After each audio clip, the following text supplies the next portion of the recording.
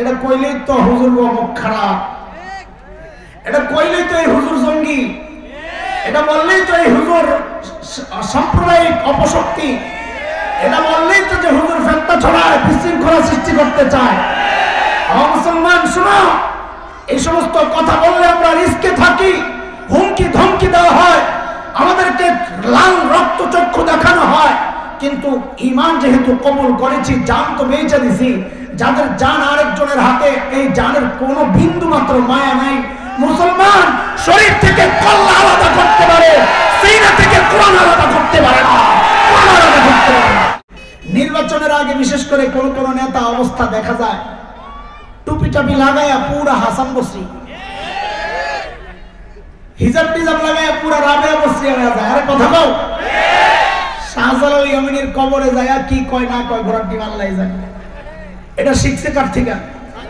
কথা বলে না কার থেকে? শয়তান থেকে। কিন্তু শয়তানের লোকেরা এখন দ্বীনের ব্যাখ্যা দেয় আলেমের সামনে। সিস্টেম হইবে, সিস্টেম আগেরটাই, মোড়ক পাল্টাইছে, মোড়ক প্যাকেট পাল্টাইছে, খেয়াল করতে থাকেন খালি। এখন আমরা বলে দিন বুঝি না, আমরা দিন বুঝি না, এখন আপনারাই দিন ভালো বুঝেন। মাশাআল্লাহ, ভালো বুঝলে তো ভালোই, আমরা যেটা বুঝাইতে চাইতেছি আপনি যে আগের থেকে বুঝেন তো আলহামদুলিল্লাহ, শিরিক করেন না। আলহামদুলিল্লাহ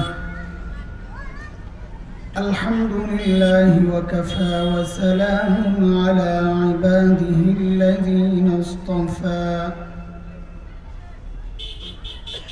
أما بعد فأعوذ بالله من الشيطان الرجيم.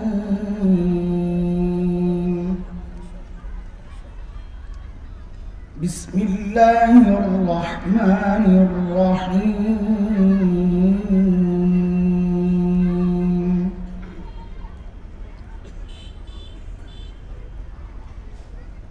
يا بني آدم لا يفتننكم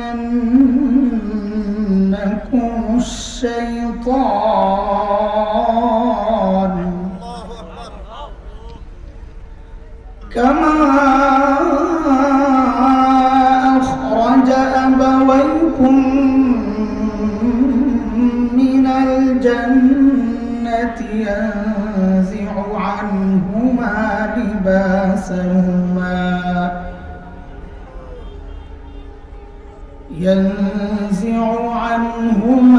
لباسهما ليريهما سوآتهما إنه يراكم هو وقبيله من حيث لا ترونهم إنا جعلنا الشياطين أولياء للذين لا يؤمنون. آمنت بالله صدق الله العلي العظيم. শালনা দারুল কর্তৃক আয়োজিত আজকের এই ওয়াজ ও দোয়ার মাহফিলের চলতি অধিবেশনের সম্মানিত সভাপতি, উপস্থিত হযরত উলামায়ে ইকরাম, মুরব্বিয়ানে আযম, দূর দূরান্ত থেকে আগত ইসলাম প্রিয় সুধী সমাজ, প্রিয় ছাত্র ভাইয়েরা, যুবক বন্ধুরা, পর্দার আড়ালের মা ও বোন, আল্লাহ সুবহানাহু ওয়া তাআলার অশেষ মেহেরবানি আর করুণা দয়া, যে মহান মালিক লাখো কোটি মানুষ থেকে বাছাই করে দ্বীনি এই মজলিসে আমাকে আপনাকে একত্রিত করেছে, এটা মালিকের অনেক বড় দয়া আর করুণা। মালিক বলেছেন, দিন বুঝার জন্য আমি যার দিলটা খুলে দেই, ওই বান্দা সারাক্ষণ আমার স্পেশাল নূরের আওতায় থাকে। হতভাগা দুর্ভাগ্য তো তার জন্য যার দিল শক্ত, দিন বুঝতে চায় না। তাকে বুঝাই ভাই লাউ আর কদুর মধ্যে কোনো পার্থক্য নাই, তারা জোর করে বলবে না পার্থক্য আছে। এটা আল্লাহর পক্ষ থেকে দিল শক্ত হয়ে রয়েছে, বুঝানো যায় না। আল্লাহ বলেন তারা স্পষ্ট গোমরাহির মধ্যে নিমজ্জিত। সূরা জুমার মালিক বলেন أفمن شرح الله صدره للإسلام فهو على نور من ربه فويل للقاسية قلوبهم من ذكر الله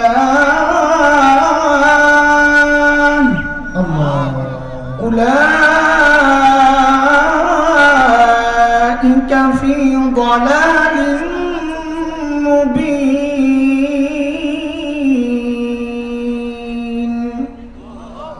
এই আয়াতের মধ্যে রব্বে কারীম এই কথাগুলো বলেছেন। মুহতারাম হাজরিন, যে মহান মালিক এই নিয়ামতে আমাদেরকে ধন্য করে এই মজলিসে পাঠিয়েছে, ওই মালিকের শুকরিয়া আদায় করি, জবান খুলে প্রাণ খুলে কালিমাতুশ শুকর উচ্চারণ করি, আলহামদুলিল্লাহ। আমি সূরা আরাফের একটা আয়াত তিলাওয়াত করেছি সময়কে সামনে রেখে, বর্তমান সময়কে সামনে রেখে। বলেন তো আমাদের শত্রুকে এত আস্তে সবাই বলে না কি ভয় লাগে, খাতির নষ্ট হয়ে যাবে? তো বলেন এবার সবাই শত্রুকে, কথাগুলো কার? আমরা কথা বলবো, কোরআনের কথা বলবো ইনশাআল্লাহ। তোমার যদি পছন্দ না হয় তা আমাদেরকে কিছু বলে লাভ নাই। দুই ছেলে ঝগড়া লাগছে, তো আমরা ঢাকায় মানুষ, আমাদের তো চাপার যোগটা একটু বেশি। তো মহল্লায়, যার মহল্লায় আসছিল মাইট দিছে ওরে, ও আর এলাকায় যায় একটা চিঠি বানাইছে। চিঠির মধ্যে লেখছে আবে আমগো মহল্লায় তোরে পায়াবে খাও। ডাক পিয়ন চিঠি নিয়ে গেছে, চিঠি পৌঁছেছে, ভাই তোমার চিঠি। চিঠি খুইলাই যেই দেখছে চিঠির মধ্যে লেখা হবে আমগো মহল্লায় পায়াবে খাও, মেজাজ গেছে গরম হয়ে চিঠিটারের সাথে সাথে ছিঁড়াই ডাক পিয়নরে মারছে একটা চটকানা। বলেন যে বেটা ডাক পিয়নরে মারে সুস্থ না পাগল? তোমার এত হেরাম আর ক্ষমতা থাকলে যায়া যে চিঠি পাঠাইছে আরে যায়া ধরো, ডাক পিয়নের কি দোষ? হযরত উলামায়ে কেরাম তো কোরআনের ডাক পিয়ন, চিঠি পাঠাইছেন তো আল্লাহ তাআলা। এই চিঠি আমরা আপনাদের কাছে পৌঁছায়া দিতেছি, যদি ভালো না লাগে তো আমারে মাইরো না, যদি মারো তো তুমি আস্তে একটা পাগল। কোরআনের কথা শোনার পর যারা আলেমকে গালি দেয়, কোরআনের কথা শোনার পর যারা আলেমকে মারতে আসে তেড়ে আসে, তো বুঝতে হবে আর সুস্থ নয়, আস্তে একটা পাগল। কারণ কথাগুলো কার? তোমার ক্ষমতা থাকলে তুমি আল্লাহকে যায়া ধরো, আল্লাহ ল্যাংরা মশা রেডি রাখছে, চাপাটা খুলে আলেম পারো তো খালি আঙ্গুল। শত্রু কে বলেন? সূরা আল ফাতির আয়াত 6-22 নম্বর পারা আল্লাহ তাআলা এটা স্পষ্ট করে বলেছেন, ইন্নাশ শাইতানা লাকুম আদুউন ফাত্তাখিযুহু আদুওয়া ইন্নামা ইয়াদউ হিজবাহু লিয়াকুনু মিন আসহাবিস সাঈর।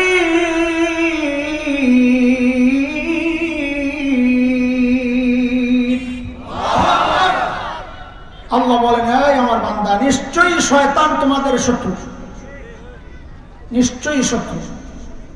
ফাত্তাখিযুহু আদুওয়া, আমি আল্লাহ বললাম শত্রু, তুমি কিন্তু বন্ধু বানায়ো না, তুমিও শত্রু মনে করো। যদি তা না করো তাইলে শয়তান তোমাকে আহ্বান করে করে জাহান্নামের রাস্তায় উঠায়া দেবে। শয়তান যে শত্রু, একে মোকাবেলা করা দরকার। শত্রুকে মোকাবেলা করার জন্য সহজ পন্থা হচ্ছে শত্রুর গোমর আগে জানা দরকার। এই জন্যই তো ওই যে এজেন্ট নিয়োগ করা হয় শত্রুর ভিতরে, যে তাদের সব গোমর আমাদেরকে জানাইয়া দিবা, তাইলে শত্রুর মোকাবেলা করা সহজ হয়ে যায়। আল্লাহ তাআলা আমাদেরকে আমাদের শত্রুর গোমর জানাইয়া দিয়েছেন যে এই তোদের শত্রুর কিন্তু এই এই এই এই চরিত্র। এর মধ্যে একটা চরিত্র হচ্ছে, আমি যে আয়াত খুতবায় পড়েছি সূরা আরাফ 27 নম্বর আয়াত, আল্লাহ জানিয়েছেন শত্রুর একটা চরিত্র হচ্ছে ইন্নাহু ইয়ারাকুম হুয়া ওয়া কাবিলুহু মিন হাইসু লা তারাউনাহু। শত্রুর একটা চরিত্র হচ্ছে যে শয়তান এবং তার সাঙ্গপাঙ্গরা আমাদেরকে দেখে কিন্তু আমরা তাকে দেখি না, এটা তার একটা চরিত্র। মুফাসসিরিনে কিরাম এর দুইটা অর্থ করেছেন, যে শয়তান আমাদেরকে দেখে আমরা দেখি না। কয় অর্থ? এক অর্থ হচ্ছে অরিজিনাল শয়তানকে আমরা দেখি না, আরেক অর্থ হচ্ছে শয়তানকে তো দেখি না, শয়তানের চক্রান্তগুলো দেখি কিন্তু বুঝি না। দেখি না মানে এখানে বুঝি না, যারা আলেম তারা জানেন রুইয়া, আরবিতে রুইয়া মানে দেখা। রুইয়া দুই রকম, এক রুইয়া রুইয়া বিল বাসার, চোখ দিয়ে দেখা, আরেক রুইয়া রুইয়া বিল কলব, অন্তর দিয়ে দেখা মানে বুঝা। শয়তান এবং তার সাঙ্গপাঙ্গকে আমরা দেখি না, এরও দুই অর্থ। এই চোখ দিয়ে শয়তানকে দেখি না, আরেক অর্থ হচ্ছে শয়তানকে তো দেখি না, তবে শয়তানের চক্রান্তগুলো দেখি কিন্তু বুঝি না।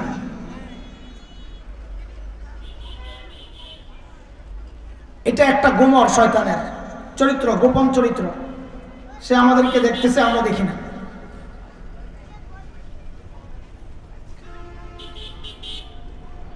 আচ্ছা, একটা কথা আগে বলেন, দ্বিতীয় চরিত্র বলার আগে আমি আরেকটা কথা জিজ্ঞেস করি। শয়তানের চূড়ান্ত টার্গেট কি? আসলে সে কি চায়? আমি আপনি যেন নামাজ না পড়ি, এটা কি তার চূড়ান্ত টার্গেট? মাশাআল্লাহ। আমি আপনি যেন রোজা না রাখি, এটা তার চূড়ান্ত টার্গেট? তার চূড়ান্ত টার্গেট কি? শয়তান জানে আমি আর আপনি এমন এক মালিকের গোলামি করি, যেই মালিক বলেছেন বান্দারে যত গুনাহ তুমি করবা, যত গুনাহ তুমি করবা, আমি আল্লাহ চাইলেই তোমার সব গুনাহ মাফ করে দিতে পারি, কিন্তু একটা গুনাহ আমি ছাড়বো না। কোনটা? জোরে বলেন। কার কথা? না, আমি বানায় বলতেছি, বাবুনি উড়িষ্যা হুজুর বলছেন। কার কথা? জোরে বলেন, কার কথা? পরে আবার ঘুরে দেন না। আল্লাহ বলছেন ইন্নাল্লাহা লা ইয়াগফিরু আন ইউশরাকা বিহি ওয়া ইয়াগফিরু মা দুনা যালিকা লিমান ইয়াশা।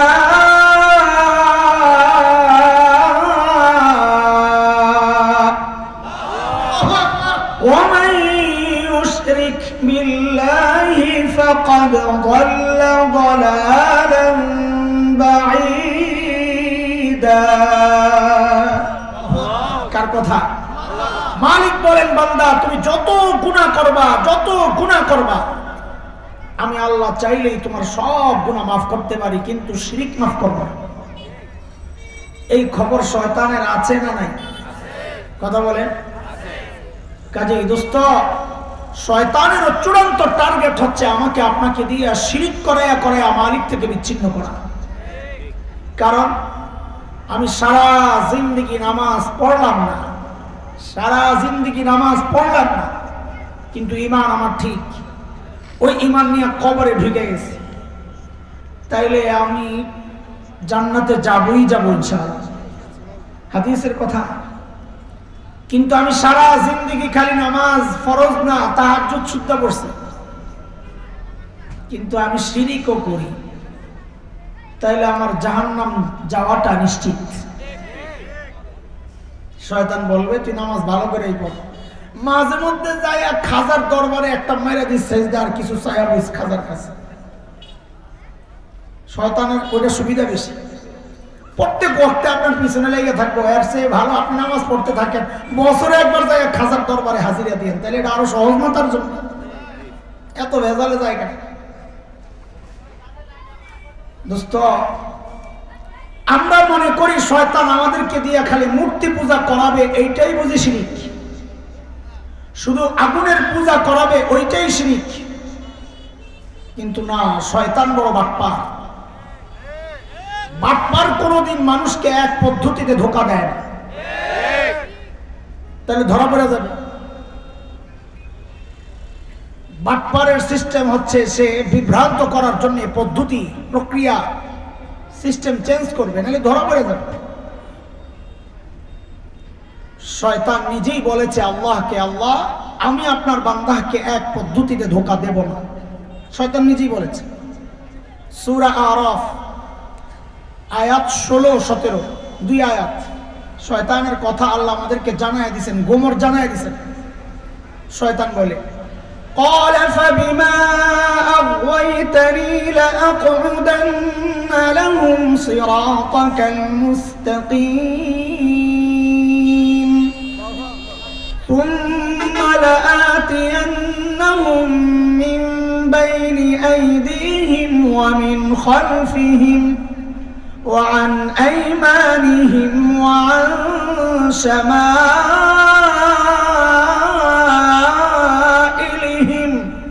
ولا تجد أكثرهم شاكرين। কার কথা ভাই? সূরা আরাফ 16-17 নম্বর আয়াত। শয়তান আল্লাহকে চ্যালেঞ্জ করেছে, আল্লাহ যাদের কারণে আপনি আমাকে তাড়াইয়া দিলেন, আমি তাদেরকে ছাড়ব না। বলে কি করবি? বলে যেই রাস্তা দিয়া তারা আপনার কাছে আসবে, জান্নাতে আসবে, সিরাতে মুস্তাকিম, আমি ওই সিরাতে মুস্তাকিমের উপরে বসে যাব, আসতে দিব। 17 নম্বর আয়াতে শয়তান বলতেছে, ثم لآتينهم من بين أيديهم ومن خلفهم وعن أيمانهم وعن شمائلهم। এরপর আমি তাদেরকে ধোঁকা দিব সামনে দিয়া, পিছন দিয়া, ডান দিয়া, বাম দিয়া। মুফাসসিরিনে কেরাম বলেন এর অর্থ হচ্ছে শয়তান আমাকে আপনাকে এক পদ্ধতিতে ধোঁকা দিবে না, সে চতুর্মুখী হামলা করবে, পদ্ধতি পাল্টাবে। টার্গেট একটাই, মালিক থেকে বিচ্ছিন্ন করা। এক সিস্টেমে যদি আগায় তো ধরা পড়ে যাবে, আমি আপনি সতর্ক হয়ে যাবেন। আল্লাহ তাআলা ঠিক 2 আয়াত পর 20-21 নম্বর আয়াতে শয়তান যে এক পদ্ধতিতে ধোঁকা দেয় না, এর একটা উদাহরণ পেশ করেছেন। দেখো ভালো করে বুঝো, আল্লাহ বুঝাইয়া দিচ্ছেন। আমাদের বাবা মা হাওয়া, বাবা আদম আলাইহিস সালামকে শয়তান যখন ধোঁকা দেয়, তখন এক পদ্ধতিতে ধোঁকা দেয় নাই, 4-4টা পদ্ধতি গ্রহণ করে তারপর ধোঁকা দিচ্ছে। আল্লাহ একদম উদাহরণ সহ দেখায় দিচ্ছেন, দেখো শয়তান কোনোদিন এক পদ্ধতিতে ধোঁকা দিবে না। দেখো মালিক বলে, فوسوس لهما الشيطان ليبدي لهما ما وري عنهما من سوآتهما وقال ما نهاكما ربكما عن هذه الشجرة إلا أن تكونا ملكين أو تكونا من الخالدين وقاسمهما إني لكما لمن الناصحين।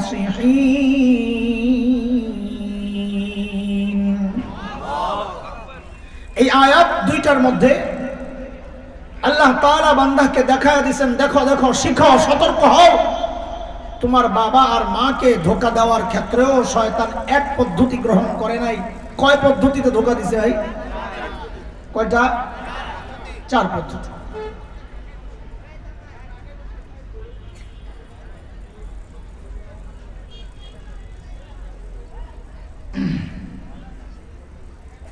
পদ্ধতিগুলো একটু দেখেন।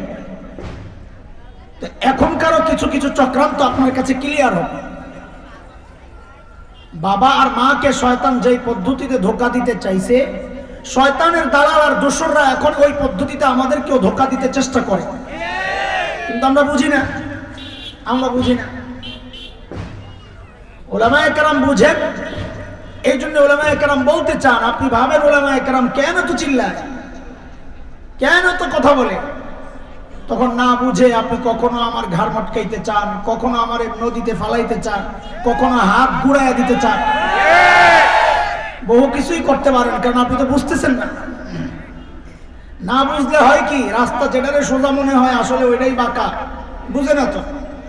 কারো মাথা যখন নষ্ট হয়, ওই যে নেশা করে না, নেশা খুব বেশি নেশা যেগুলো করে, মাঝে মধ্যে এগুলোর উদ্ধার করা হয় ড্রেন থেকে। কোথায়, কই যায় পড়ে? আরে বলেন না, ড্রেনে যায় পড়ে। কেন ড্রেনে বললো কেন? ড্রেনে পড়ার কারণ হলো, যখন হাঁটে রাস্তারে দেখে সাইডে, ড্রেনে দেখে মাঝখানে, মাথাতে ঘুরাইতেছে, তখন ওই রাস্তা দিয়ে হাঁটতে যায় ড্রেনের উপরে যায় পড়ে। আসলে বেচারা চাইছে রাস্তা দিয়েই হাঁটতে, কিন্তু রাস্তা দেখতেছে সাইডে, ড্রেন দেখতেছে। কথা বলেন না, কারণ মাথা তো ঘুরাইতেছে। তো এই জন্য ওই রাস্তা দিয়ে হাঁটতে যায়, পরে কই যায়, ড্রেন যায়। এই সমস্ত মানুষগুলোর মস্তিষ্ক বিকৃত, এই জন্য আমরা বুঝাই একটা, তারা বুঝে আর একটা। কিসের শব্দ?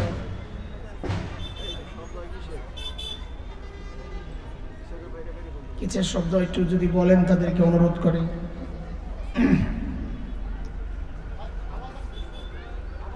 আমাদের বাবা আর মাকে শয়তান কয় পদ্ধতিতে ধোঁকা দিছে বলেন, খেয়াল করেন, একটু মনোযোগ দেন। এক নাম্বার, মা নাহাকুমা রাব্বুকুমা আন হাযিহিস শাজারা।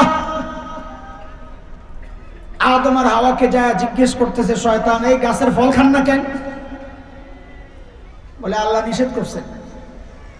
তো শয়তান বলে, আহারে আল্লাহর কথা তো আপনারা বুঝেন নাই। কে বলতেছে? কাকে? আমি একটু বলি তো আপনাদের বুঝতে সহজ হবে। আদম মানে নবী। আদম কে? আদম তো নবী না?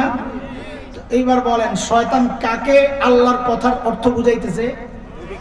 আরে বলেন না, পরে কাজে লাগবে এটা। বলেন, শয়তান কাকে আল্লাহর কথার অর্থ বুঝায়?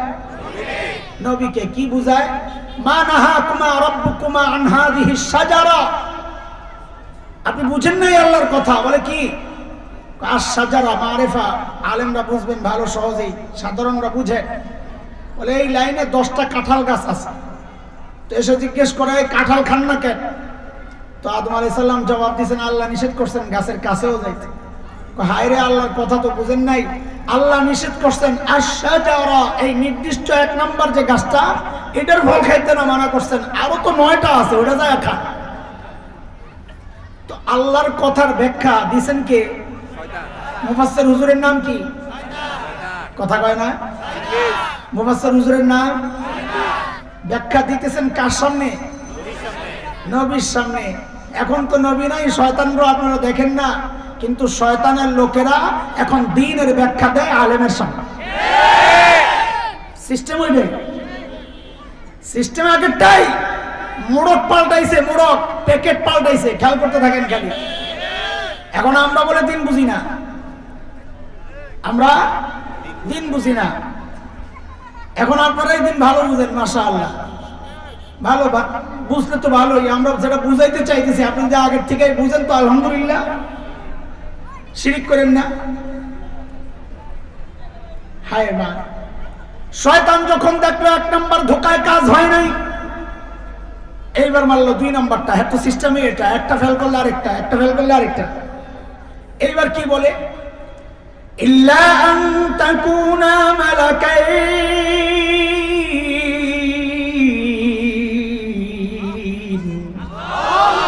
ফল কেন খান না, কেন খান না? বলে আল্লাহ নিষেধ করেছেন। বলে আল্লাহ কেন নিষেধ করেছেন তা তো আপনারা জানেন না। আল্লাহ নিষেধ করেছেন এই ফল খাইলে আপনারা ফেরেশতা হয়ে যাবেন। এটা আল্লাহ কোনোদিন চায় না। খান খান খান, ফেরেশতা হয়ে যাবেন। বলে এখানে কি ধোকা দিল, এটাও বুঝার জিনিস। এখানে ধোকা দিছে আহলুস সুন্নাহ ওয়াল জামাতের আকীদা হচ্ছে নবীদের দাম মর্যাদা ফেরেশতাদের চেয়েও উঁচা। নবীদের মর্যাদা ফেরেশতার চেয়ে কম না বেশি? তো আল্লাহ তাআলা আদম আলাইহিস সালামকে নবুয়ত দিবেন। আদম আলাইহিস সালাম নবী, আদম আলাইহিস সালাম ফেরেশতার চেয়েও দামি। তো আদম আলাইহিস সালাম উচ্চ মাকাম পায়া, সর্বোচ্চ মর্যাদা পায়া, ওই ফল খায়া তার চেয়ে নিচের মর্যাদা ফেরেশতা হতে যাবেন কোন দুঃখে? ধোকাটা বুঝছেন না আপনারা? এই ধোকা এখন আমগরেও দেয়, জানি না আমরা, কিন্তু ধোকা খাইতেছি। বিশেষ করে মাদ্রাসাওয়ালাদেরকে, কওমি মাদ্রাসাওয়ালাদেরকে বিশেষ করে। একটা শ্রেণীর মাথা খারাপ। আমাদের সিলেবাস সংস্কার করা দরকার। এখন খালি আওয়াজ, এই সিলেবাস চল পাল্টাও। কেন? বিজ্ঞান ঢুকাও, ইংরেজি ঢুকাও, আর হবে যা আছে সব ঢুকাও। কেন? লোক দেখায়, লোক বলে বিজ্ঞান পড়লে, ইংরেজি পড়লে, এটা পড়লে, ওইটা পড়লে তুমি আলেম ইঞ্জিনিয়ারও হইতে পারবা, তুমি ডাক্তারও হইতে পারবা। সুবহানাল্লাহ, কি মায়া আমাদের জন্য। আল্লাহু আকবার। আলেমদের ডাক্তার বানানোর ফন্দি। ডাক্তাররা রাগ করেন না, আমি ফিনিশিং দিব, আগেই রাগ করে বসে থাকেন না। কি চক্রান্ত চলতেছে! আলেম কেন ডাক্তার হতে যাবে?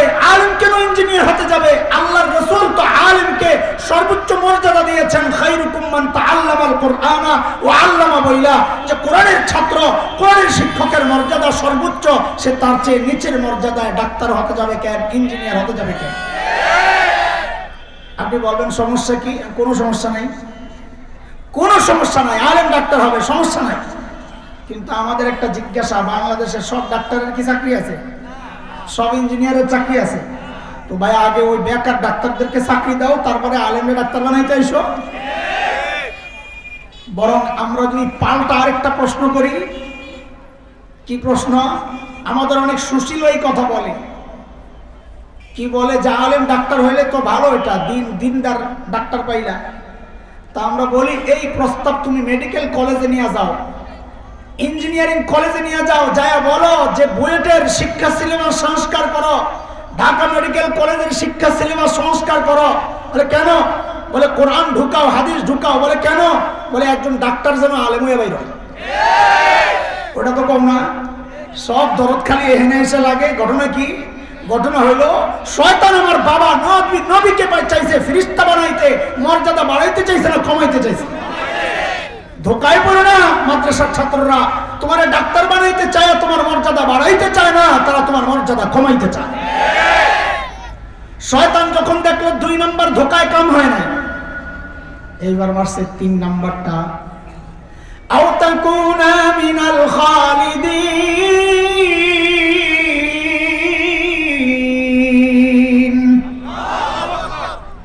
ফল খান না কেন?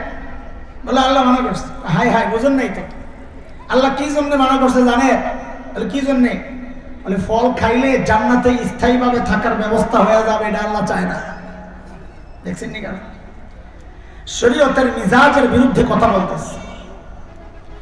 আল্লাহ তাআলা আদম আর হাওয়াকে জান্নাতে স্থায়ীভাবে থাকার জন্য বানানি নেই। কই পাঠাবেন?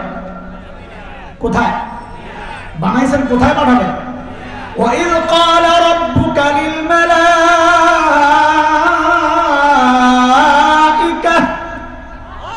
إِنِّي جَاعِلٌ فِي الْأَرْضِ خَلِيفَةً।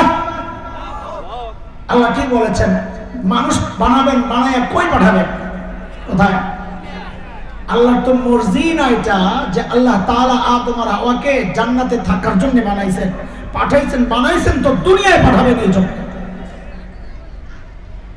বাকি একটা প্রশ্ন আপনাদের জাগতে পারে, সেটা হলো যে যদি দুনিয়ায় পাঠানোর জন্য বানাইয়েই থাকেন, তো মাঝখান দিয়ে আবার জান্নাতে পাঠাইছিলেন কি জন্য? ডাইরেক্ট দুনিয়ায় পাঠাই দিলে তো আর এত গন্ডগোল লাগে না। বুঝে আসছে কথা? প্রশ্ন জাগে। আরে প্রশ্ন জাগলে উত্তর দিব না, হয় খামাকে এদিকে ঢোকার দরকার নেই, আমার আর অনেক কাম আছে। বানাইছেন দুনিয়ায় পাঠাবেন, তো জান্নাতে ঢুকাইলেন কি জন্য? ওখানে ঢুকাইছেন দেখেই তো শয়তানের লাগে দেখা হয়েছে, এত গন্ডগোল লেগে গেল না। ঠিক আছে না কথা? আর এটা একটু ভাঙে গেলাম, তাহলে সামনে আগাইতে সহজ হবে। সূরা তাওবা আয়াত 111। আল্লাহ তাআলা বলেন, ইন্নাল্লাহা আশতারা মিনাল মুমিনিনা আনফুসাহুম ওয়া আমওয়ালাহুম বিআন্না লাহুমুল জান্নাহ। আল্লাহ তাআলা আমাদের জান আর মালের বিনিময়ে আমাদের কাছে জান্নাত বিক্রির প্রস্তাব করছে। কিনতে রাজি? আমরা তো জান বিক্রি করে দিছি। সবার জানই বিক্রি করা, কারো জান নাই, সবার জানই বিক্রি করা। তবে কেউ বিক্রি করছে রামবামের কাছে, কেউ বিক্রি করছে তার মালিকের কাছে। বিক্রি সবারটাই হয়ে গেছে, তাই না? আমরা আমাদের জান আর মালকে বিক্রি করছি কার কাছে? কিসের বিনিময়ে? আরে কথা বলে। জান্নাত দিয়া যে কেনা বেচা করলেন, জান্নাত দেখছেন নি আপনারা? তো লাগবে তো বেশ। আলেমরা জানে এটা, যে বেচা কেনার জন্য সত্য বিক্রিত জিনিসটা এটা দেখতে হবে, দেখতে হবে।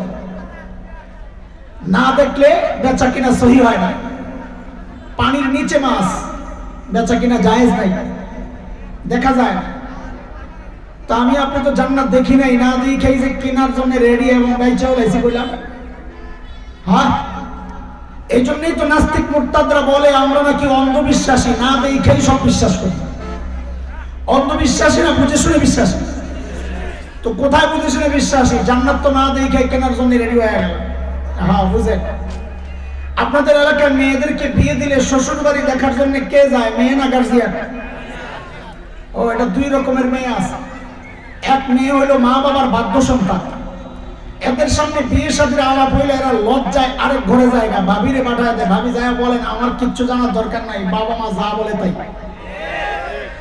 আরেক মাইয়া হলো শাহবাগের স্লোগান কন্যা, ওই বাড়ির সামনে যায় বিয়ের প্রস্তাব দিলে বলবো আমি আগে সব পরীক্ষা করে আইতে হইব, দেখে আইতে হইব, ঠিক কিনা? আমি জিজ্ঞেস করি আপনারা মা বাবার বাধ্য সন্তান না অবাধ্য সন্তান? তো এইবার বুঝেন, আল্লাহ তাআলা হযরত আদম এবং মা হাওয়াকে দুনিয়ায় পাঠানোর জন্য বানাইয়াও জান্নাত থেকে কেন ঘুরাইয়া আনছেন? যেন কিয়ামত পর্যন্ত নাস্তিক মুরতাদরা বলতে না পারে যে আমরা জান্নাত না দেখেই কেনার জন্য রেডি হয়ে গেছি। যে না, না দেখেই কেনার জন্য রেডি হই নাই, আমরা মা বাবার বাধ্য সন্তান। আমাদের বাবা মা জান্নাত দেখছেন, আমাদের দেখার দরকার নেই। শয়তান যখন দেখলো 3 নাম্বারটাও ফেল, এইবার টুপি টাপি লাগাই আইছে। আমাদের দেশে একটা শয়তান থেকে শিখাই গুলো, আমি এগুলো শয়তানের চক্রান্ত দেখি আর আমাদের চক্রান্তগুলো দেখে দেখে হাসি যে কি যে মিল। সুবহানাল্লাহ। নির্বাচনের আগে বিশেষ করে কোন কোন নেতা অবস্থা দেখা যায় টুপি টাপি লাগায়া পুরা হাসান বসরি, হিজাব টিজাব লাগায়া পুরা রাবেয়া বসরি হয়ে যায়। আরে কথা বল। শাহজালাল ইয়ামিনীর কবরে যায় কি কয় না কয় ঘোড়ার ডিম আল্লাহ জানে। এটা শিখছে কার থেকে? কথা বলে না, কার থেকে? শয়তান থেকে শিখছে। শয়তান যখন দেখছে 3 ধোকায় কাজ হয় নাই, এইবার শয়তান পুরা টুপি টাপি লাগায়া হুজুর হয়ে আসছে। হুজুর হয়েছে মানে তার সিস্টেমটা ছিল আলাদা, আমাদের সিস্টেম আলাদা। হুজুর হয়েছে মানে আল্লাহর কসম খাইছে যায়। আল্লাহর কসম কি নাস্তিকরা খায় না, যারা আল্লাহকে বিশ্বাস করে তারা খায়। শয়তান যায় আদম আর হাওয়ার কাছে কসম খাইছে কি, ওয়াকাসামাহুমা ইন্নী লাকুমা লামিনান নাসিহিন।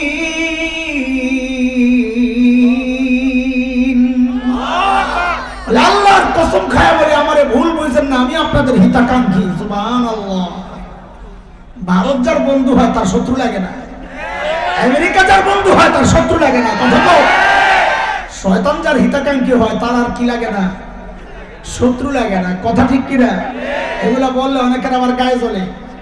কদিন আগে এই যে আজকে মনে হয় দেখলাম পাশে বসা সভাপতি সাহেব, যেই না ভারতের মোদির বিরুদ্ধে, অনেক আগের মনে হয় বয়ান, এটা আজকে হঠাৎ আমার চোখের সামনে আসছে। মোদিরা আসতে দিব না বক্তা বলতেছে। এটা তো ইমানের জজবার কথা, যে মোদির হাতে লাখো মুসলমানের রক্ত লেগে আছে, সে মুসলমানদের জমিনে পাও দিবে, এটা আমার কলিজা মানাইতে পারে না। ইমানদার তো প্রতিবাদ করবেই। তোমরা আনো আনো না আনো এটা তোমাদের বিষয়, ইমানদাররা তো প্রতিবাদ করবেই। কারণ আমার ভাইকে হত্যা করেছে, আমার বোনকে হত্যা করেছে, আমার আপনজনকে হত্যা করেছে তারা। তো দেখলাম যে সভাপতি সাহেব লাভ দিয়ে উঠা মাইকটা সরাইয়া দিল। বাপরে বাপ, দাদা গো বিরুদ্ধে বললে কলিজায় কত কষ্ট লাগে। খোদার কসম আস্তা মুনাফিক কথা নয়। ইমানদারের দিলের মধ্যে সবচেয়ে বেশি মুহাব্বত আল্লাহ, আল্লাহর রাসূলের জিহাদ ফি সাবিলিল্লাহ।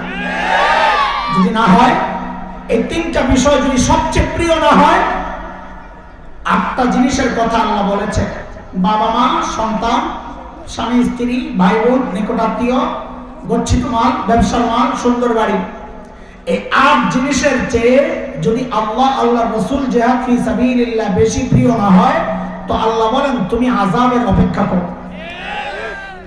قل إن كان آباؤكم وأبناؤكم وإخوانكم وأزواجكم وعشيرتكم وأموال اقترفتموها وتجارة تخشون كسادها ومساكن ترضونها أحب إليكم من الله ورسوله وجهاد في سبيله فتربصوا حتى يأتي الله بأمره والله لا يهدي القوم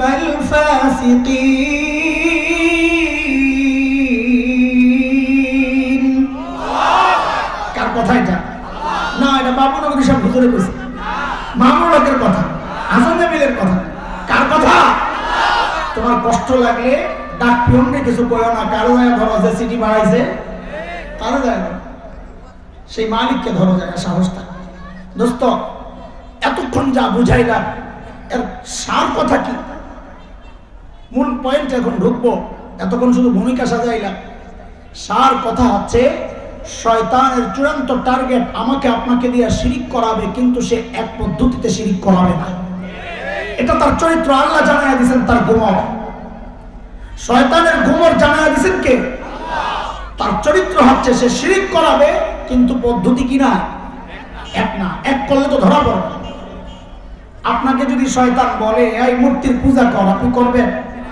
বলেন তো কে কে আছে মূর্তির পূজা করবে? নাউযুবিল্লাহি মিন যালিক, করবে? শয়তান বলে তোরে দিয়ে আমি মূর্তির পূজা করাবো, তুই করবি কিন্তু টের পাবি না। আল্লাহ বলেন এটা তো আমি আগেই জানাইয়া দিছি, ইন্নাহু ইয়ারাকুম হুয়া ওয়া কাবিলুহু মিন হাইসু লা তারাউনাহুম। শয়তান এবং তার সাঙ্গপাঙ্গরা তোমাদের কেমন ভাবে দেখে যে তোমরা তাদেরকে দেখো না। এর একটা তাফসীর এটাও যে শয়তান শিরিক করাবে, আমি শিরিক করব কিন্তু বুঝবো না। যেমন এক দুইটা উদাহরণ দিলে আপনারা বুঝবেন। এই সমাজেরই কথা, এগুলা কবরের কথা না, আসমানের উপরের কথাও না, এই সমাজেরই কথা। আপনারা এখন শুধু আমাদের কাছে প্রত্যাশা করেন আমরা যেন আপনাদের খালি কবরের ওয়াজ শোনাই। তো কবরের ওয়াজ শোনাইলে কবরে কোন কোন কারণে আযাব হয়, তো তখনই তো বলতে হবে ঘুষের বিরুদ্ধে, তখনই তো বলতে হবে সুদের বিরুদ্ধে, জুলুমের বিরুদ্ধে। তখন আবার কেবল রাজনীতি আলাপ করেন না। আমি বুঝি না এই রাজনীতির আলাপ কোনটারে কয়, পরে বুঝছি রাজনীতির আলাপ হলো যেটা আমার বিরুদ্ধে যায়। রাজনীতির আলাপ মানে যে আলাপ আমার বিরুদ্ধে যায়, ওইটাই রাজনীতির আলাপ। তুমি যদি অপরাধী হও, গোটা কোরআনটাই তোমার বিরুদ্ধে। কোরআন থেকে কথা বলতে বলবা তো দেখবা সব কথা তোমার বিরুদ্ধেই যায়, কারণ তুমি তো কোরআন মানো না। শয়তান যদি বলে মূর্তির পূজা করবেন, করবেন? শয়তান বলে তোরে দিয়ে মূর্তির পূজা আমি করাবো, তুই করবি কিন্তু টের পাবি না। বলে কেমনে? ঢাকার এক বড় পেশা আগে পত্রিকায় বিজ্ঞাপন দিত, নিঃসন্তান দম্পতি হুজুর অমুকের সাথে সাক্ষাৎ করে। এখন দেয়, এখন মার্কেট মোটামুটি জমে গেছে, তো আর দেয়। এক আল্লাহর বান্দা গেছে হুজুরের কাছে, যা বলে হুজুর 3 বছর হয়েছে বিয়ে করছে, হুজুর বাচ্চা টাচ্চা হয় না। হুজুর মনে মনে চিন্তা করে তোর মতন বড়দের জন্যই তো আমি এই দোকানটা খুলছি, আর কোনো সমস্যা নেই, একটা কাজ করবি, বাচ্চার ব্যবস্থা আমি করতেছি। বলে কি কাজ? বলে আটলান্টিক মহাসাগরের তলদেশ থেকে একটু মাটি এনে দিবি। পোলার তো মন খারাপ হয়ে গেছে, এটা কেমন কথা? বিয়ে আরো 3টা কইরা আমি ট্রাই করতে পারি, ওটা আরো সোজা। আটলান্টিক মহাসাগরের তলদেশ থেকে মাটি আনা কি আমার পক্ষে সম্ভব? হুজুর যেই বুঝলো যে আরে এটা তো কাস্টমার হাতছাড়া হয় ভাব, মারছে একটা ধমক। খাজার দরবারে এসে কেউ মন খারাপ করে যায়? গান গান না পারা, খাজারে তোর দরবারেতে কেউ ফিরে না। হ্যাঁ, এটা আস্তা মিথ্যা কথা। খাজার দরবারে খালি হাতে ফিরে না, খালি পকেট লয়ে হয়। গরু লয়ে যায় খালি হাতে আয়া পড়ে, চালের বস্তা লয়ে যায় খালি হাতে আয়া পড়ে, আগরবাতি মোমবাতি লয়ে যায় খালি হাতে আয়া পড়ে, পকেটের যা আছে সব দিয়া খালি হাতে আয়। এই বলদে গান ধরে, খাজারে তোর দরবারেতে কেউ ফিরে না খালি হাতে। দরবার তো একটাই, যে দরবার থেকে কেউ খালি হাতে ফিরে না, সেটা আমার মালিকের দরবার। গান যদি গাও তো মালিকের প্রশংসায় বলো, মালিক রে তোর দরবারেতে কেউ ফিরে না খালি হাতে, খাজারে তোর দরবারেতে কেউ ফিরে না ভরা হাতে। আল্লাহর বান্দা বলে, হুজুর একটা ব্যবস্থা করে দেন আমার। হুজুর বলে, কোন টেনশন করিস না, আমার কাছে জিন্নাত আছে, আমি জিন দিয়া চালান দিয়া মাটি আইনা দিব তোরে। তবে জিন্নাত গুলো বড় খারাপ, মিষ্টি মুষ্টি না খাওয়াইলে তো কাম করতে চায় না রে। বলে, হুজুর কয় কেজি আনবো? 2 কেজি চলবে? কারে বাবা তো ডায়াবেটিস নাই, রাক্ষস গুলা 30-40 কেজির নিচে হয় না। আল্লাহ বান্দা বুঝছে হুজুর কি কইতে চায়। হুজুর সোজা কথা কম, টাকা লাগবে কত? তারপরে 10,000। আরে ভাই, এক যুবকের সাথে ঘটনা ঘটছে, আমাদের শোনাইছে, আপনাদের শোনাইতেছে। কয় 10,000। ঠিক আছে। আল্লাহর বান্দা চিন্তা করে, আরে ব্যাংকক গেলাম, সিঙ্গাপুর গেলাম, মাদ্রাজ গেলাম, লক্ষ লক্ষ টাকা খরচ করলাম, বাচ্চা হয় না। হুজুরে 10,000 দিলে যদি বাচ্চা হয়, সমস্যাটা কি? লন হুজুর 10,000। হুজুর ভিতরে যায় আর কি করছে না করছে, ভুং ভাং আইনা একটা আংটি ধরাইয়া দিছে, 7.5 টাকা দামের আংটি। কয় টাকা? 7.5 টাকা। মানে বুঝছেন নি, মানে কোন রকম জোড়াতালি দেওয়া, ওটাও তো নিজে কিনে নাই। আরেক বলদরে বুঝাইছে, তুই আমার 1000 আংটি বানাইয়া দে। বলে, কেন হুজুর? বলে, তোরে লইয়া জান্নাতে যাব। বলদে বলে, হুজুর তাইলে 2000 বানাইয়া দে। বলে, কি জন্যে? বলে, আমার বউয়ের বুকিংটাও দিয়ে দিলেন। আসে না এরকম বলদ? কথা কও, আছে আছে। এইরকম যদি পাস কেউ তোরে কয় যে তোর লইয়া জান্নাতে যাব, সাথে সাথে একটাই থেরাপি, সাথে সাথে জুতাটা কইলা চাপড়ার মধ্যে মারতে হবে।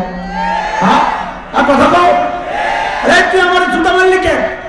আরে হুজুর দয়া করে আপনি নিজে যে জান্নাতে যাবেন ওই সার্টিফিকেটটা দেখান, নাইলে আরেকটাও খাইবেন। পারবা না ইনশাআল্লাহ? পারবা ইনশাআল্লাহ? সব সুযোগ হয়ে যাবে এই থেরাপি দিলে ইনশাআল্লাহ। আল্লাহর বান্দার হাতে আংটি ধরা দিছে 10,000। যা বাড়িতে যায়, আল্লাহর বান্দা বউর দিকে তাকায় তাকায় মুস্কি মুস্কি হাসে, আর মনে মনে চিন্তা করে, কয়দিন পরে টের পাইবা কি জিনিস যে পড়ছি। 6 মাস যায়, 7 মাস যায়, 9 মাস যায়, কোনো খবর নাই। আবার দৌড়ায় হুজুরের কাছে আসছে। হুজুর কাম তো হয় নাই, 1 বছর চলে গেছে আংটির। ভণ্ড প্রতারক আংটির দিকে এমনি বলে তাকায় তাকায়, বলে, আরে আংটির তো পাওয়ার গেছে নষ্ট হইয়া। কারণ কি? এই আংটি পরে তুই টয়লেটে গেছিলি নাকি? গেছিলাম। তো গেছে পাওয়ার শেষ হয়ে। এখন কি করা? বলে, আরেকটা লয়ে যা। তো আবার দিছে 10,000। এইবার বাড়ি যা, খুব সাবধান, টয়লেটে যাওয়া তার দূরের কথা, আশেপাশে দিয়েও আংটি লয়ে ঘুরে না, যদি পাওয়ার নষ্ট হয়ে যায়। আর 1 বছর পর্যন্ত দেখে বাচ্চার কোনো খবর নাই। এইবার আল্লাহর বান্দা বুঝছে, আর এই বাপ্পার আমার 20,000 খায়া লাইছে। আমি বলি, দোস্ত তোমার 20,000 খায় নাই, তোমার ঈমানটা খায়া ফেলেছে। কারণ যে আল্লাহর বান্দা মনে করবে আংটি বাচ্চা দেয়, খোদার কসম মূর্তি পূজারী, তার মধ্যে কোনো পার্থক্য নাই। সন্দেহ আছে না? একটু একটু আছে। দুনিয়ার মধ্যে সবচাইতে দামি পাথরের নাম কি বলেন তো? হাজরে আসওয়াদ। মাশাআল্লাহ। সবচেয়ে দামি পাথর কোনটা? খলিল ইব্রাহিম আলাইহিস সালামের কাছে ওই পাথর আছিল কিনা? কথা বলেন।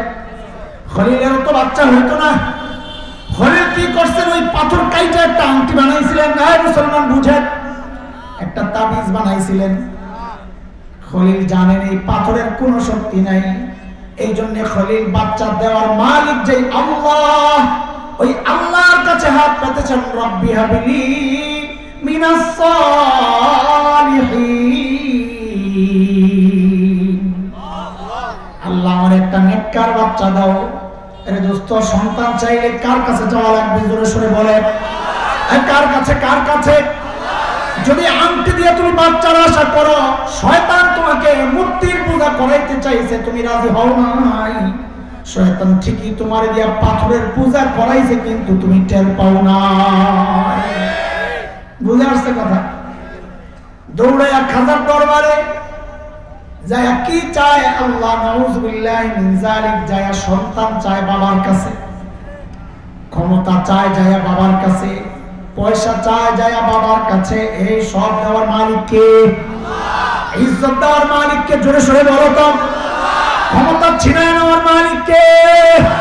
কে বলেছেন? কে বলেছেন? আর জোরে বলো, কে বলেছেন? মালিক বলেন, কুলিল্লাহুম্মা মালিকাল মুলক তুতিল মুলকা মান তাশা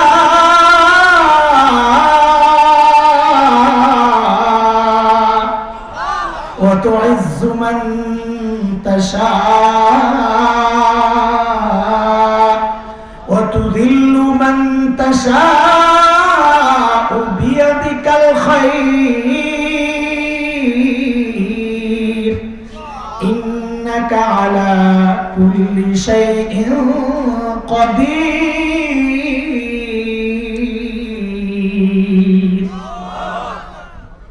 শয়তান আমাকে দিয়ে আপনাকে দিয়ে মূর্তির পূজা করায়, কিন্তু আমরা টের পাই না। পাথরের পূজা করায়, টের পাই না। দোস্ত, শয়তান যদি বলে আগুনের পূজা করতে, কে কে রাজি? এ ভাই বুঝেন, বুঝেন, কথাগুলো বুঝার চেষ্টা করেন। কিভাবে কিভাবে শয়তান ধোঁকা দিয়া পূজা করাইতেছে, আমরা করি কিন্তু টের পাই না। বলেন, আগুনের পূজা করতে কে কে রাজি?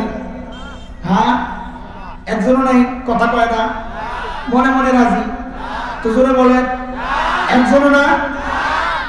অথচ আমাদের লাখো লাখো যুবক যুবতী, বিশেষ করে তাদেরকে দিয়া শয়তান আগুনের পূজা করায়, তারা করে কিন্তু টের পায় না। কোথায়? চলেন একটু আপনাদের বৈশাখী মেলায় লইয়া যায়। বৈশাখী মেলাটা প্রসঙ্গক্রমে বলতেছি, কারণ পরে আরেকটা মূল কথা বলার জন্য এই প্রসঙ্গ ঢুকছি। আমি একটু দেরিতে দেরিতে জায়গায় যাইতে হয়, অনেক দূর থেকে ঘুরে আসি। বৈশাখী মেলা যখন হয়, ঢাকার রমনা বটমূলে একটা শিল্পী গোষ্ঠী আছে, ছায়ানট শিল্পী গোষ্ঠী, প্রয়াত কবি সুফিয়া কামাল প্রতিষ্ঠাতা। রমনা বটমূলে ছায়ানটের শিল্পীরা বৈশাখী বড় অনুষ্ঠান করে, দেখছেন না আপনারা? পেপার পত্রিকায় দেখেন নাই, টেলিভিশনে দেখেন নাই? না দেখলে আলহামদুলিল্লাহ। এরা সূর্য ওঠার অপেক্ষায় বসে থাকে। দেখেন, শুরু থেকে সিরিকি কারবার। সূর্য ওঠার অপেক্ষায় বসে থাকে। কেন? সূর্য ওঠার সাথে সাথে রবীন্দ্রনাথের লেখা গান দিয়া বৈশাখকে বরণ করবে। এসো হে বৈশাখ, এসো। ও মুসলমান, সূর্য ওঠার অপেক্ষা মুসলমান ইবাদতের জন্য, কাজের জন্য করে না, বরং সূর্য ডুবার অপেক্ষা করে। কখন সূর্য ডুববে মাগরিবের সালাত আদায় করবে, কখন সূর্য ডুববে ইফতার করবে। সূর্য উঠলে মুসলমান ইবাদত ছেড়ে দেয়, ফজরের নামাজ আর পড়ে না। কেন? নবী মানা করেছেন সূর্য ওঠার সময়, ডুবার সময় যেন ইবাদত না করি। কেন? নবী বলেছেন এটা সূর্য পূজারীদের ইবাদতের টাইম। আমার কচি কাঁচা বাচ্চাদেরকে দিয়ে কি কাজটা করাইতেছে খেয়াল করে। গান শুরু করছে, এসো হে বৈশাখ এসো। এই গানের একটা লাইন হচ্ছে, আমি পুরা গানটা যদি ব্যাখ্যায় যাই তো অনেক সময় লাগবে। শিরিক আর শিরিক, শিরিক আর শিরিক, কয়টা বুঝাবো আপনাদের? শুধু একটা লাইন শুনে। ওই লাইনটা হচ্ছে, অগ্নি স্থানে সূচি হোক ধরা। কি? অগ্নি স্থানে, এখন তো ইন্টারনেটে সব পাওয়া যায়, তুই টিপ দিয়া সব বাইর করে দিয়েছে আছে। অগ্নি স্থানে সূচি হোক ধরা। অগ্নি মানে আগুন, স্থান মানে গোসল করা, সূচি মানে পবিত্র, ধরা পৃথিবী হোক হোক। এবার টোটাল তর্জমাটা কি হয়? ও বৈশাখ তুমি আসো, আইসা আগুন দিয়া এই পৃথিবীকে ধোয়াইয়া গোসল করাইয়া তুমি পবিত্র করো। ও মুসলমান, কোন জায়গায় আঘাতটা হয়েছে তুমি তো টের পাও নাই। মুসলমান তো পবিত্র হয় ওযুর মাধ্যমে, মুসলমান পবিত্র হয় গোসলের মাধ্যমে, মুসলমান পবিত্র হয় তায়াম্মুমের মাধ্যমে, মুসলমানের আত্মা পবিত্র হয় তাওবা আর ইস্তিগফারের মাধ্যমে। হওয়া এটা মুসলমানদের আকীদা, বিশ্বাস না, এটা তো হিন্দুদের বিশ্বাস। হিন্দুরা তাদের লাশ পোড়ায়, কেন পোড়ায়? তাদের ধারণা পোড়ায় ফেললে তার অতীতের ভুল ভ্রান্তি সব পুইরা পরিষ্কার হয়ে আসে, এখন পবিত্র হইয়া স্বর্গে যাইতেছে। আজকে আমাকে তোমাকে দেয়া ওই হিন্দুদের বিশ্বাসের কথাগুলো তারা উচ্চারণ করাচ্ছে। আমরা ভাবতেছি আমরা বাঙালি চেতনা লালন করতেছি। আরে মুসলমান, বাঙালি চেতনার নামে তোমাকে দিয়ে তারা চক্রান্তের মাধ্যমে শিরিক করাচ্ছে, তুমি টের পাও না। আল্লাহ বলেন আমি তো এটা আগেই জানিয়েছিলাম, তোরা শিরিক করবি, শয়তান করাবে, তোরা করবি কিন্তু বুঝবি না। সময় নাই, আমার জরুরি কথা বলতে হবে, সময় কম, আজান দিয়ে দিচ্ছে। বৈশাখী ওই ছায়ানটের থেকে ওখান থেকে আইসাই চারুকলা ইনস্টিটিউটের সামনে একটা মিছিল বের করে, মিছিলের নাম হচ্ছে মঙ্গল শোভাযাত্রা। শুনছেন না? কথা বলে সালনায় যেগুলো হট হয় না, আল্লাহ মাফ করুন। তবে আশঙ্কার একটা কথা আছে, আমি বলবো ইনশাআল্লাহ পরে। মঙ্গল শোভাযাত্রার মিছিলের চিত্র আপনাদের মনে আছে কিনা? মিছিলের সামনে দেখবে পেঁচার বড় মূর্তি আছে, দেখছে? পেঁচা পেঁচা পেঁচা জানেন না? পেঁচা মিছিল হইল মানুষের, বাঙালি পেঁচাই লোকে। দুনিয়ার মধ্যে যত প্রাণী আছে এর মধ্যে পেঁচাই শুধু বাঙালি, তাই না? কথা কয় না? আমরা কপালে পেঁচারে আছে। আরে ভাই, ভাষার পরিবর্তন, এটা সূরা রোমের মধ্যে আসছে। ভাষার পরিবর্তন এটা মানুষের জন্য আল্লাহর পক্ষ থেকে নিয়ামত। ওমিন আয়াতিহি খালকুস সামাওয়াতি ওয়াল আরদ ওয়া ইখতিলাফু আলসিনাতিকুম ওয়া আলওয়ানিকুম। জীবজন্তু দুনিয়ার যা আছে সব এক ভাষায় কথা বলে। আমেরিকার কুত্তা ডাক দেয় ঘেউ, বাংলাদেশের কুত্তা ডাক দেয় ম্যাও, হ্যাঁ? ভারতের কুত্তা ডাক দেয় হাম্বা। কি কোনটা? সব কুত্তার ডাক এক, সব কুত্তার ডাক এক, তাদের ভাষার কোনো পরিবর্তন নেই। ভাষার পরিবর্তন এটা মানুষের। তাহলে পেঁচাই লোকে, বাঙালি মিছিলে পেঁচাই লোকে, এটাই তো বুঝার জিনিস। এটা কইলেই তো হুজুর মুখ খারাপ, এটা কইলেই তো এই হুজুর জঙ্গি, এটা বললেই তো এই হুজুর সাম্প্রদায়িক অপশক্তি, এটা বললেই তো যে হুজুর ফেতনা ছড়ায়, বিশৃঙ্খলা সৃষ্টি করতে চায়। মুসলমান শোনো, এই সমস্ত কথা বললে আমরা রিস্কে থাকি, হুমকি ধমকি দেওয়া হয়, আমাদেরকে লাল রক্ত চক্ষু দেখানো হয়। কিন্তু ঈমান যেহেতু কবুল করেছি, জান তো বেঁচে দিছি। যাদের জান আরেকজনের হাতে, এই জানের কোনো বিন্দু মাত্র মায়া নাই। মুসলমান শরীর থেকে কল্লা আলাদা করতে পারে, সিনা থেকে কোরআন আলাদা করতে পারে না, কোরআন আলাদা করতে পারে না।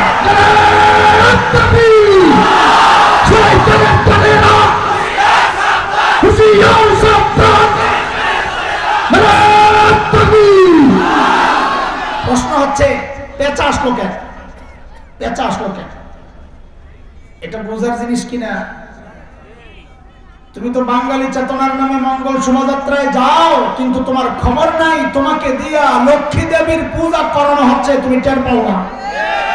কেমনে কেমনে? কারণ এই পেঁচার একটা হিস্টোরি আছে। পেঁচা খামাকা আসে নাই। হিন্দুদের এক দেবতার নাম বিষ্ণু দেবতা, শুনছেন না? ওই দেবতার বউয়ের নাম লক্ষ্মী দেবী। বিষ্ণু দেবতার বউয়ের নাম লক্ষ্মী দেবীর ছেলে নাই, মেয়ে আছে 6টা। কটা?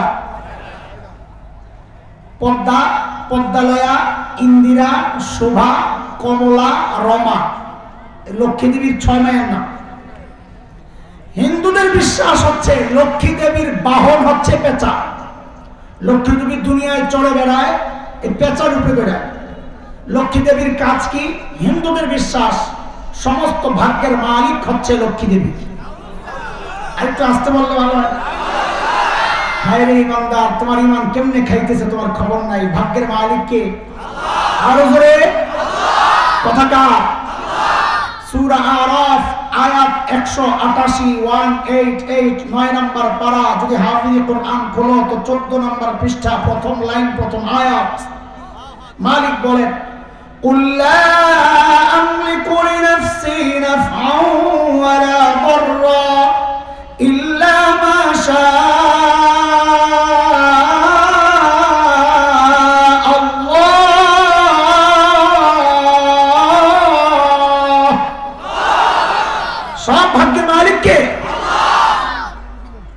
কারো ধর্ম বিশ্বাসে আমরা আঘাত করতে চাই না, বলতেও চাই না, কিন্তু অন্য ধর্মের বিশ্বাসকে বাঙালি চেতনার ট্যাবলেটের ভিতরে ঢুকাইয়া এই জাতিকে শিরিক করাবে, আমি তো চুপ থাকতে পারি না। ধোকার কত দিবা, ধোকার কত দিবা, তো সোজা না। পেঁচাকে কেন আনা হয়েছে? মিছিলের নাম কি? খেয়াল করেন, খেয়াল করেন, মিছিলের নাম কি? মঙ্গল শোভাযাত্রা। মানে এই মিছিল, শোভাযাত্রা মানে মিছিল। এই মিছিলে যারা অংশগ্রহণ করবে এদের আগামী বছরটা ভালো যাবে, মঙ্গলের যাবে। কেন? মঙ্গলের মালিক হিন্দুদের বিশ্বাস লক্ষ্মী দেবী। কে? এইবার মিলাও সবগুলারে। লক্ষ্মী দেবীর বাহনকে রেডি করা হয়েছে, আহ্বান করা হচ্ছে, ও মা লক্ষ্মী দেবী তুমি আসো, তোমার গাড়ি রেডি, বাহন রেডি, তুমি আইসা আসন গ্রহণ করো এবং এই মঙ্গল শোভাযাত্রার যে মিছিল, এই মিছিলের তুমি নেতৃত্ব গ্রহণ করো, কারণ তুমি তো ভাগ্যের মালিক। তুমি আইসা বসলে আমরা যারা মিছিলে অংশগ্রহণ করেছি আমাদের আগামী বছরটা মঙ্গলের হবে। লা হাওলা ওয়ালা কুওয়াতা ইল্লা বিল্লাহ। মুসলমান তো মঙ্গল শোভাযাত্রার মিছিল প্রতিদিন 5 বার বাইর করে। কয়বার? কয়বার? মুয়াজ্জিন যখন ডাক দেয় হাইয়া আলাল ফালাহ,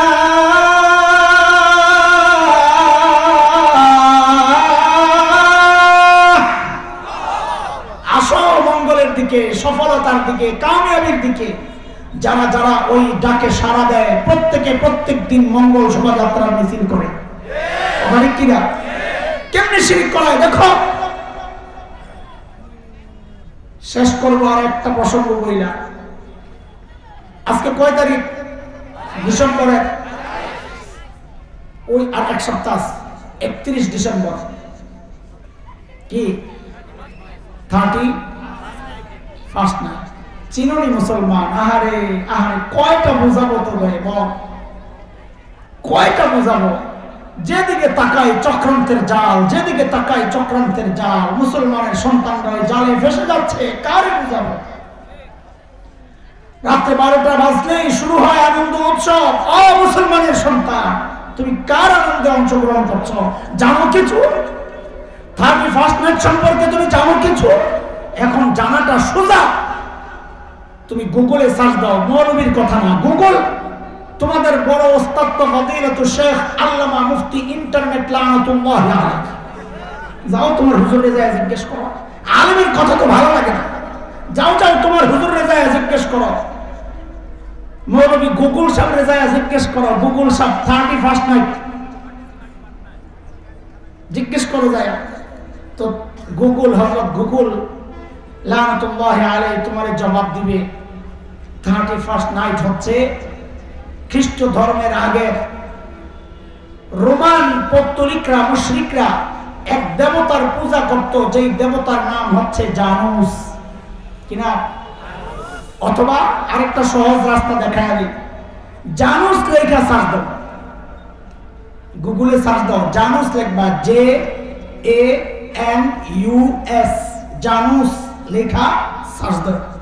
কি দেখবা জানো? দেখবা 2 মাথাওয়ালা একটা মূর্তি বেরিয়েছে। কয় মাথাওয়ালা?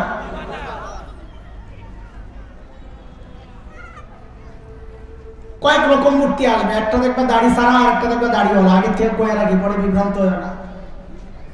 বলে 2 রকম কেন হুজুর? তা আমি জবাব বাইর করছি, যখন রাজাকার আসিল না তখন দাড়ি আসিল না, পরে যখন রাজাকার হয়েছে দাড়ি লাগাইছে।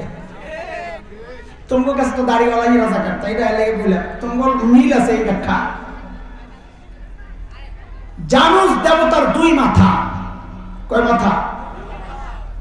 পৌত্তলিক, রোমান পৌত্তলিকদের বিশ্বাস ছিল, আমাদের এই হিন্দুদের বিশ্বাস যেমন লক্ষ্মী দেবী ভাগ্যের মালিক, রোমান মুশরিকদের বিশ্বাস ছিল এই জানুস দেবতা ভাগ্য দেবতা, ভাগ্যের মালিক।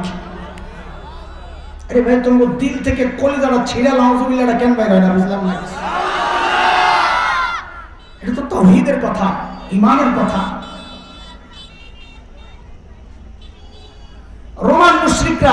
কি করত? 31 ডিসেম্বর রাত্রে 12টার আগে ওই যে দুই মুখের পেছনের যে মুখ, ওই মুখের সামনে যায় কৃতজ্ঞতা প্রকাশ করত। কেন? তাদের বিশ্বাস ছিল গত বছর ভালো যে ছিল তারা, এটা হচ্ছে এই জানুস দেবতার পেছনের মুখের বরকত। যায় কৃতজ্ঞতা প্রকাশ করে। যেই না রাত্রে 12টা বাজে, বছর শেষ, তারা সামনে যায় না, জানুস দেবতার সামনের মুখের কাছে যাইত, যায় প্রার্থনা করত। প্রার্থনা কি প্রার্থনা করত? তাদের বিশ্বাস ছিল আগামী বছর যদি ভালো থাকতে হয় তো জানুস দেবতার সামনের মুখটাকে খুশি করতে হবে। তখন যায় সামনে যায় লাফালাফি করত। এরে দোস্ত মুসলমানের সন্তান, হে আমার কলিজার টুকরা, তুমি কেন রাত্রে 12টায় যায় 31st নাইট উদযাপন করো? এটা তো মুশরিকদের সংস্কৃতি, কালচার। যারা জানুস দেবতার পূজা করে তারা 12টার সময় লাফাবে। মুহাম্মদুর রাসূলুল্লাহর উম্মত 12টায় যায় মুশরিকদের সাথে লাফালাফি করতে পারে না। ইমানটা হারায় না, আল্লাহর রাস্তে ইমানটা হারায়। ইমান বড় দামি জিনিস। শয়তান বলে তো করে তো পূজা করাইতে পারবো না, ঠিক আছে একটা কাম কর, কিছু ভাস্কর্য টাস্কর্য বানাইয়া স্মৃতি অক্ষুণ্ণ রাখ। এটা বললেও তো সমস্যা, কারো ব্যাপারে বলার দরকার নাই। যদি আমার বাপের ভাস্কর্য বানায় তা আমি মনে করবো শয়তান আমারে ধোকায় ফেলাইছে, যেন 100 বছর পরে আমার নাতিপুতি আমার বাপের পূজা করে। ভাস্কর্যের ইতিহাস তাই বলে। তুমি সূরা নূহ খুলে দেখো, হযরত নূহ আলাইহিস সালাম আল্লাহর কাছে জানাইছেন, আল্লাহ এরা বড় চক্রান্তে লিপ্ত।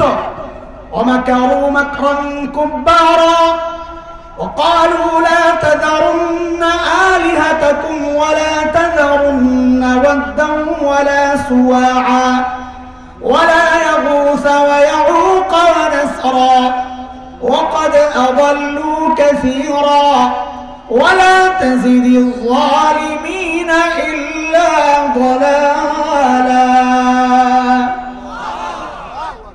নবী নূহ আলাইহিস সালাম আল্লাহর কাছে অভিযোগ দায়ের করেছেন, আল্লাহ এরা ভয়ঙ্কর চক্রান্তে লিপ্ত। বলে তারা কি করে নবী?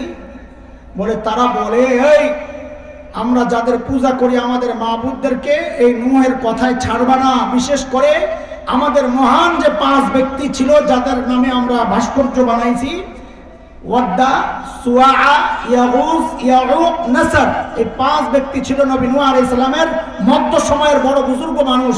শয়তান নানান চক্রান্তে তাদের মূর্তি বানায়া এদেরকে পরবর্তীতে পূজা করাইছে। নূহ আলাইহিস সালাম আল্লাহর কাছে বলেছেন, আল্লাহ বদদুয়া করেছেন, লা তাজিদিজ জালিমিনা ইল্লা হাসারা, আল্লাহ দালালা, আল্লাহ এদের গুমরাহি ভ্রষ্টতা আপনি আরো বাড়ায় দেন। বলে কেন বাড়াবে? বলে বাড়লেই তো আপনার গজব আসবে, আমি চাই না এরা দুনিয়ায় থাকুক।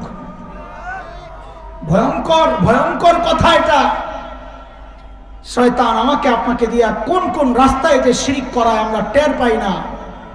কারণ আল্লাহ আগে জানায়া দিয়েছেন, ইন্নাহু ইয়ারাকুম হুয়া ওয়া কাবিলুহু মিন হাইসু লা তারাউনাহু। শয়তান তোমাকে আমাকে দিয়ে এমন ভাবে শিরক করাবে, তারা তো দেখবে কিন্তু তুমি বুঝবা না। পদ্ধতিও কথা কয় না, পদ্ধতিও একটা না। তুমি মনে করতেছো খালি মূর্তির সামনে যাইয়া লইয়া পড়লেই বুঝি পূজা। শয়তান কয় আমি এক পদ্ধতিতে পূজা করাবো না। সুম্মা লাআতিয়ান্নাহুম মিন বাইনি আইদিহিম ওয়া মিন খালফিহিম ওয়া আন আইমানিহিম ওয়া আন শামাইলিহিম ওয়া লা তাজিদু আকসারাহুম শাকিরিন। শয়তান বলে আমি চতুর্মুখী হামলা করে আপনার বান্দাকে বিভ্রান্ত করব। আল্লাহ আল্লাহ তাআলা আমাদেরকে শয়তানের চক্রান্তের জাল থেকে হেফাজত করেন। শিরিক থেকে, প্রকাশ্য শিরিক, গোপন শিরিক, না বুঝে শিরিক, সব রকমের শিরিক থেকে আল্লাহ তাআলা আমাদেরকে হেফাজত করেন।